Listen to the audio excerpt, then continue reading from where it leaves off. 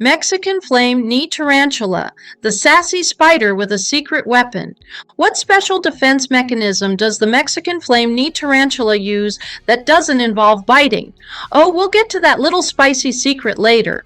But first, let's talk about the absolute superstar that you already have skittering around your home, the Mexican Flame Knee Tarantula. You already know the vibes. It doesn't just exist, it thrives, struts, and strikes a pose like it's walking the catwalk of the invertebrate world. Somehow it can sit still for 8 hours and still look more fabulous than any of us on our best day.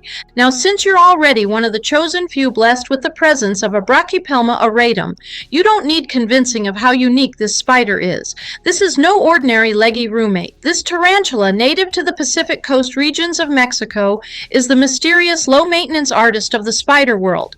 The flame knee prefers to keep things chill and low drama, unless it needs to send a predator packing, but more on that later. You've surely spent countless moments marveling at its appearance. Its body, that deep brown to sleek black, forms the perfect canvas for those fiery orange to red stripes blazing across its knees. It's like someone painted flames on a shadow, and your spider wears it like high fashion. There's a reason it's called the flame knee. It didn't come to play, it came to slay. Owning a Mexican flame knee is like owning a piece of living art. And for those of you who have been spider parents for years, you know that it's not just about the looks, it's about the vibe. These spiders are generally calm and easygoing. They're not big on being held, but they don't throw tantrums either. They just want to be left alone with a good burrow and a fresh cricket. Like a goth introvert who also happens to be a gourmet, let's talk longevity, because if you have a female, you're in it for the long haul. Female Brachypelma auratum can live for 20 to 25 years. Yes, you read that right. That's 2 decades of 8-legged companionship. They could probably outlast your houseplants and maybe even your internet service provider. Males are a little more fleeting, checking out around 5 to 7 years. Still, that's plenty of time to bond over shared silence and mutual appreciation of insects. Now your tarantula's humble abode should be the pinnacle of spider luxury. You likely already have a terrestrial setup in a glass tank, ideally around 3 to 5 gallons. That's the Flame Knee studio apartment. Minimalist, stylish, and easy to redecorate with a few silk web throw pillows. Make sure that lid is secure though. Nobody wants an unplanned game of Find the Tarantula.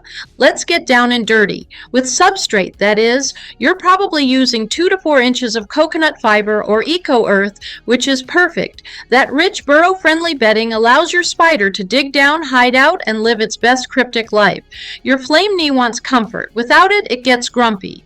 And a grumpy tarantula is just one hair flick away from making you rethink your whole life.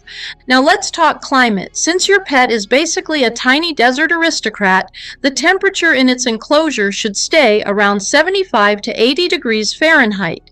Your tarantula needs that warm, toasty vibe to stay comfortable. Humidity? Keep it at a cozy 60 to 70%.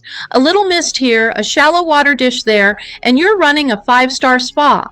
Your spider didn't ask for much, just proper climate control and occasional privacy. Speaking of mealtime, you're probably already a seasoned feeder. Crickets are a staple, of course, but roaches and the occasional mealworm keep the menu exciting.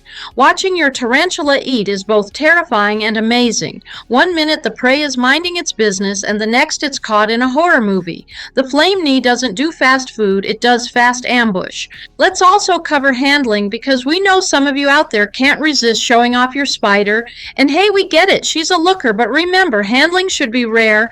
These spiders may be chill, but they're also delicate. A short fall could be fatal, so unless absolutely necessary, admire from afar. This is a pet for watching, not cuddling. Think museum exhibit, not teddy bear. You already know molting is a big deal. That moment when your tarantula decides it's time for a makeover. It flips on its back, pretends to be dead just to mess with your emotions, and then steps out of its old exoskeleton like it's discarding last season's fashion. Pro tip, leave it alone. Do not poke, do not spritz, do not tap the glass. Just light a candle and whisper good luck. When you find that hollow shell of its old self, don't panic. That's not a spider ghost. That's just your tarantula showing off that it's still growing, still glowing, and still fabulous. In the last video, we asked you about, can Mexican Flame Knee Tarantula Taste with its feet. Believe it or not, yes, but don't picture it licking the floor with a toe. It's way cooler and much more alien than that. Tarantulas have specialized sensory structures on their legs called chemoreceptors and sensory hairs, which allow them to detect chemical cues from the environment. These structures help them pick up on smells, vibrations, and even the chemical signature of prey or predators, just by walking over something. So when your flame knee is doing that slow motion tiptoe across its enclosure, it's not just strolling aimlessly, it's collecting data. It's reading the room better than most people do on a first date.